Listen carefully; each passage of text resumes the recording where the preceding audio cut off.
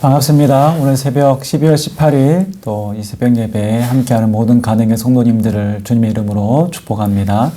오늘 이 새벽도 우리 하나님 주시는 말씀으로 오늘 새 하루를 열기를 소원합니다.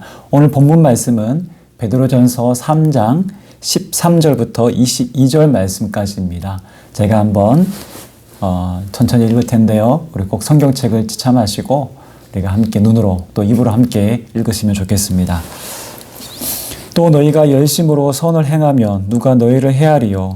그러나 의를 위하여 고난을 받으면 복 있는 자니 그들이 두려워하는 것을 두려워하지 말며 근심하지 말고 너희 마음에 그리스도를 주로 삼아 거룩하게 하고 너희 속에 있는 소망에 관한 이유를 묻는 자에게는 대답할 것을 항상 준비하되 온유와 두려움으로 하고 선한 양심을 가지라.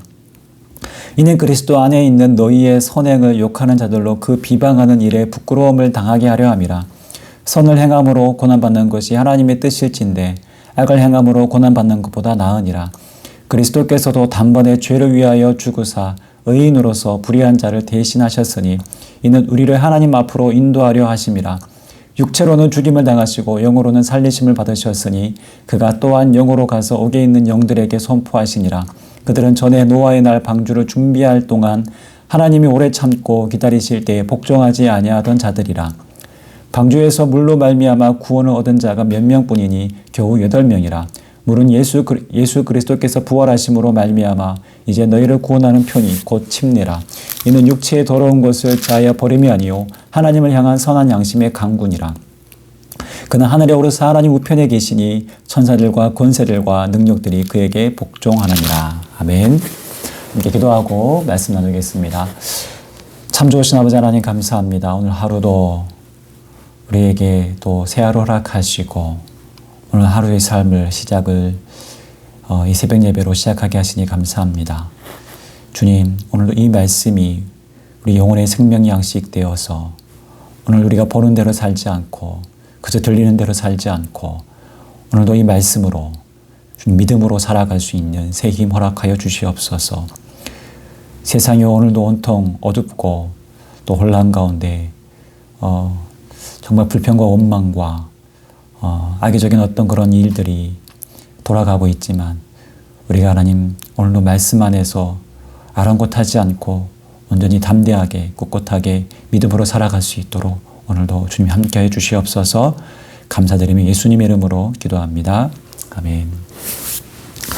우리가 계속해서 베드로전서의 말씀을 묵상하고 있는데요.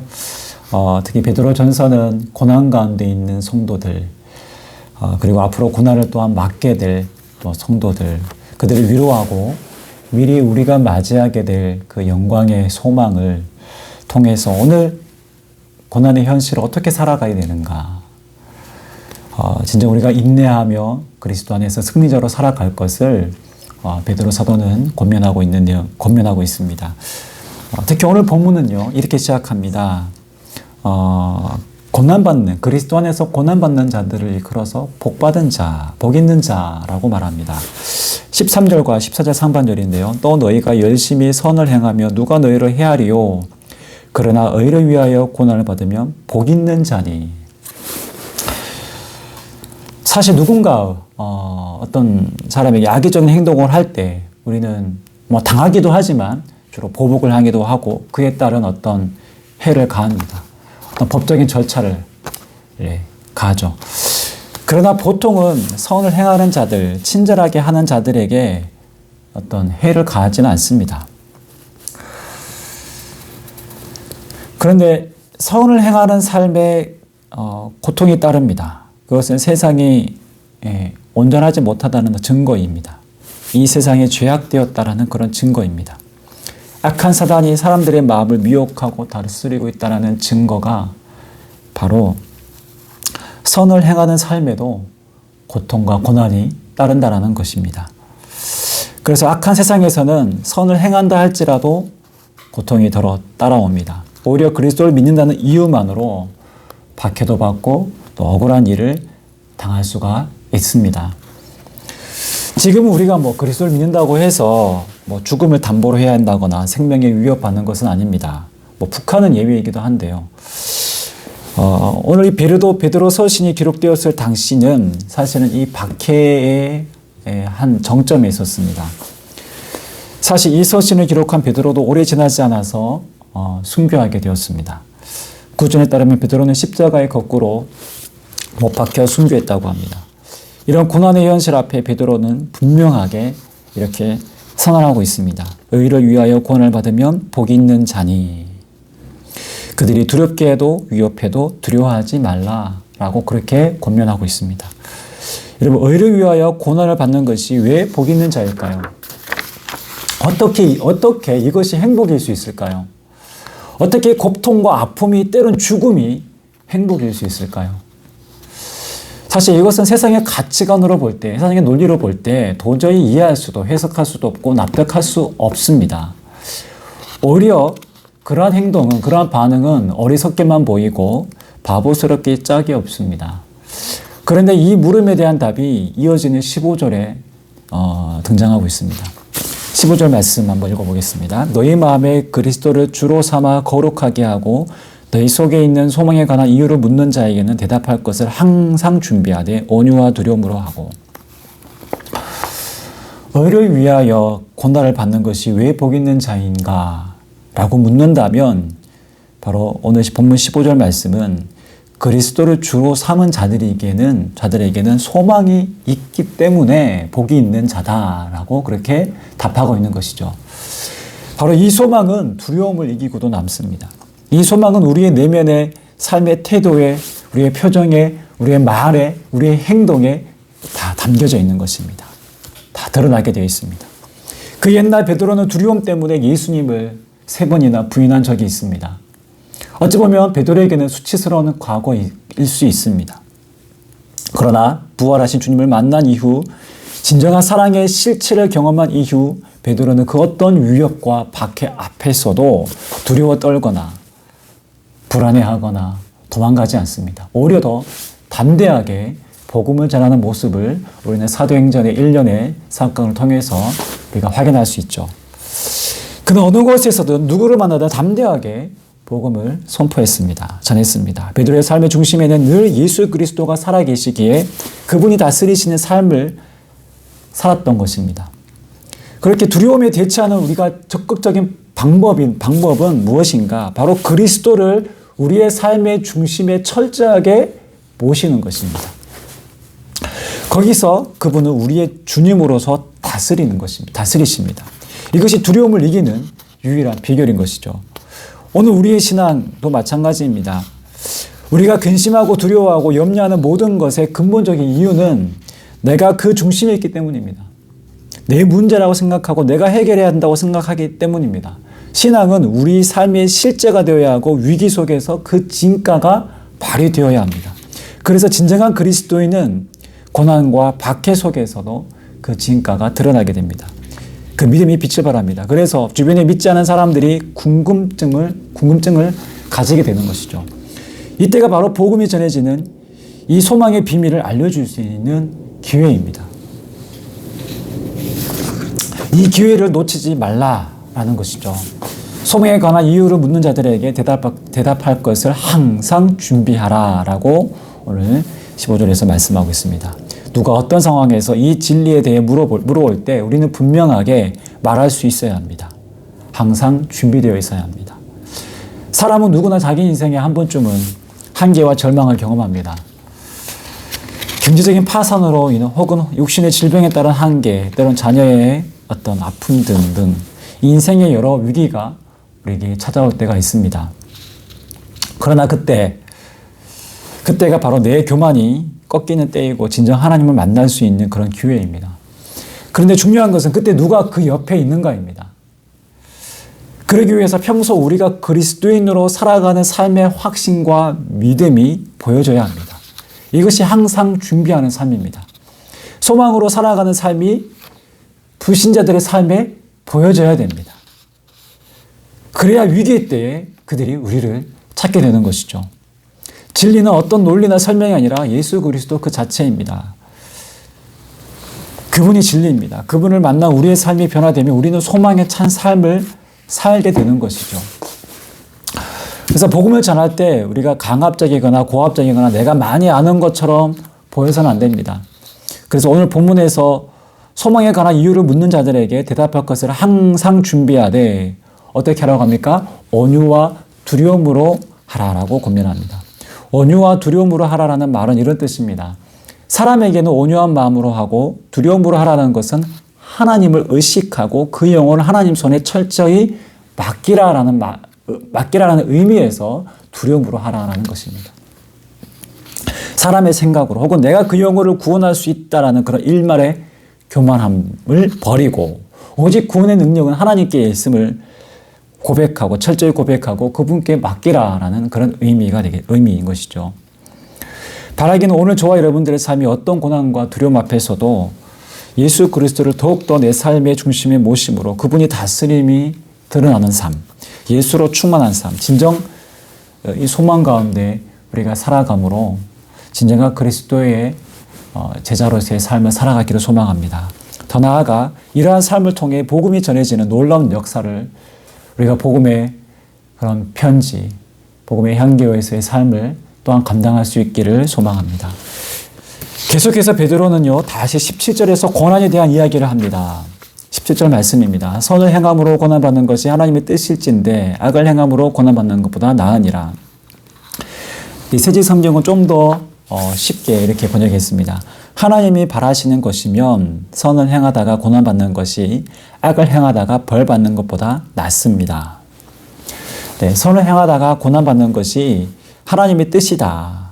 그분이 바라시는 것이다. 라는 것이죠. 그렇게 우리가 믿음을 지키고 그리스도인으로서의 본분을 이 선한 삶을 계속 살아가야 한다라고 권면하고 있습니다. 솔직히 생각해보면 사실 이보다 억울한 일 없습니다. 선을 행하고 마치 벌 받는 것 같은, 벌을 받는 것은 참으로 이치에 맞지 않습니다. 세상 억울합니다. 이러한 예는 역사일에 찾아보기 드뭅니다. 거의 없다고 봐야 됩니다.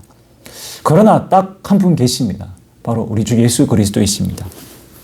그분은 하나님의 뜻에 가장 순종하신 분이셨습니다.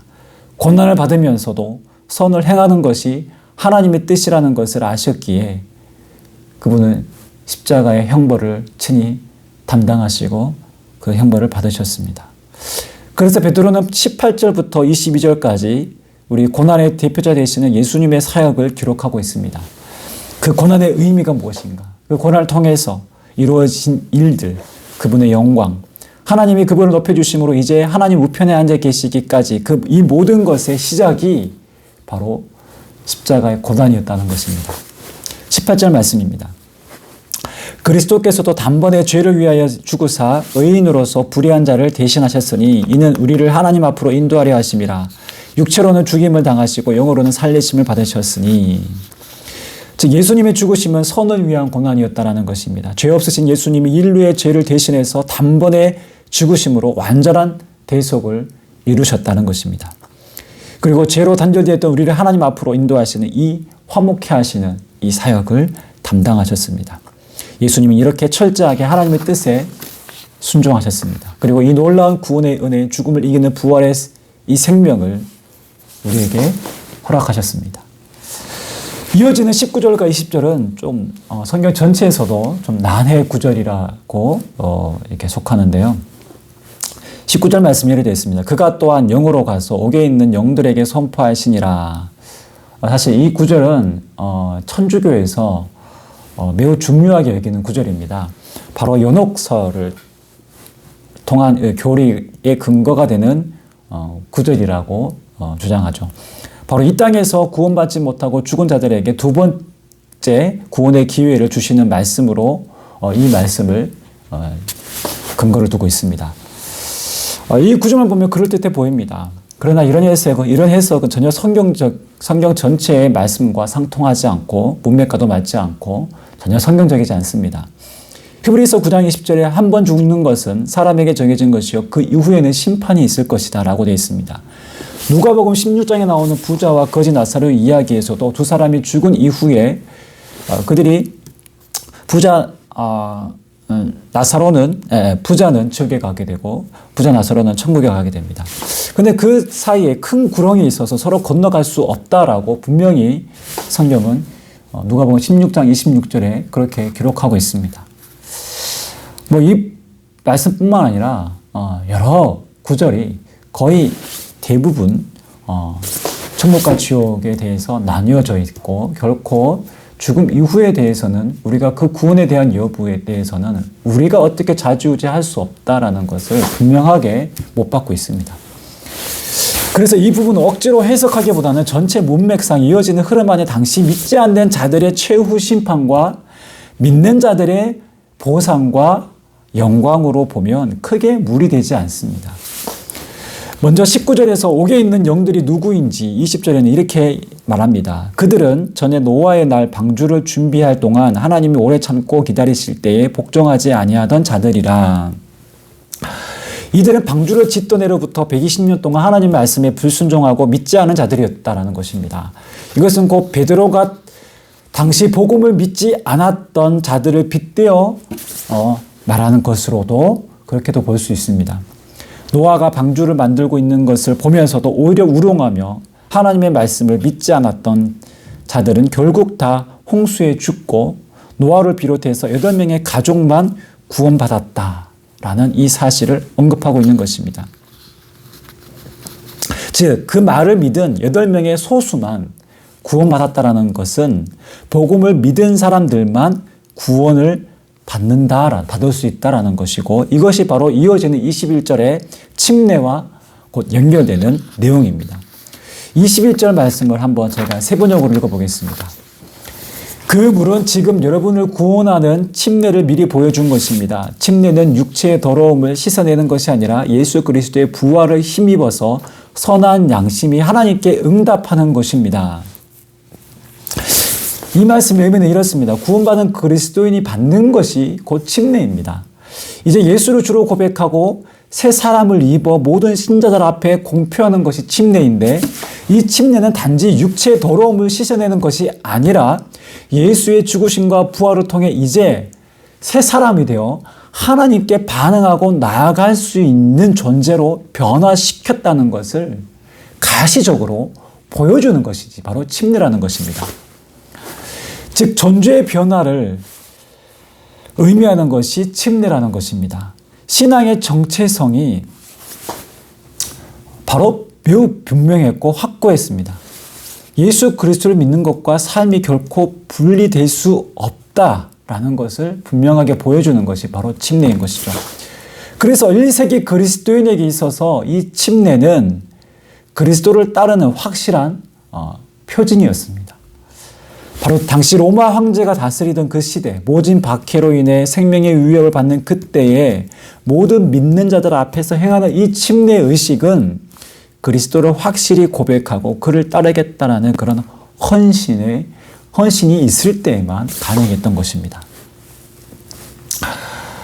오늘 말씀을 정리하겠습니다. 베드로 사도는 소아시아 전역에 흩어져 있는 그리스도인들에게 이 서신을 보내면서 바로 이 고난에 직면한, 그리고 앞으로 박해 위협에 처할 것을 예고하며 그들을 권면합니다. 선을 행함으로 고난받는 것이 하나님의 뜻이다. 예수 그리스도의 고난을 통해 우리의 고난을 넘어 반드시 영광의 승리를 우리는 맛볼 것이다. 우리는 이 소망을 가진 자다.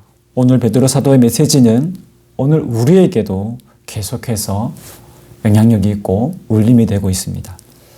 진정한 신앙은 바로 고난 가운데 빛을 발하는 것입니다. 때론 예수 믿음에 사는 것이 억울하고 평탄하지 않아도 세상 가운데 쓴소리 들으며 우리가 산다고 할지라도 계속해서 그리스도를 믿고 선한 일을 멈추지 말고 이 길 끝에서 우리가 영광의 주님을 만날 것을 기억하며 바라보며 오늘도 이 믿음으로 살아가라라고 베드로 사도는 우리에게도 동일하게 권면하고 있습니다.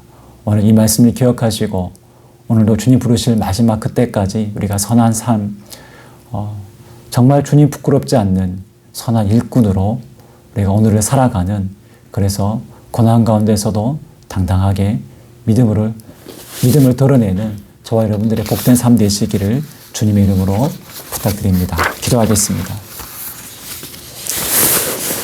살아계신 아버지 하나님 감사합니다. 오늘 우리가 받은 구원이, 우리가 허락되어진 구원이 얼마나 위대한 구원이며 또한 우리가 얼마나 큰 복을 받은 인생인지 다시금 알게 하시니 감사합니다. 주님, 내가 주인 되고자 하는 삶의 유혹을 오늘도 우리가 이기게 하시고 늘 내 삶의 주인이 예수 그리스도이심을 고백하며 그분이 통치하시고 다스리시는 삶을 살아갈 수 있도록 성령께서 우리를 인도하여 주시옵소서. 선을 행하되 낙심하지 않게 하시고 현재의 고난도 부활의 영광의 소망 안에서 바라볼 수 있는 저희들 되게 인도하여 주시옵소서. 오늘도 주어진 모든 삶에 감사하며 예수님의 이름으로 기도합니다. 아멘.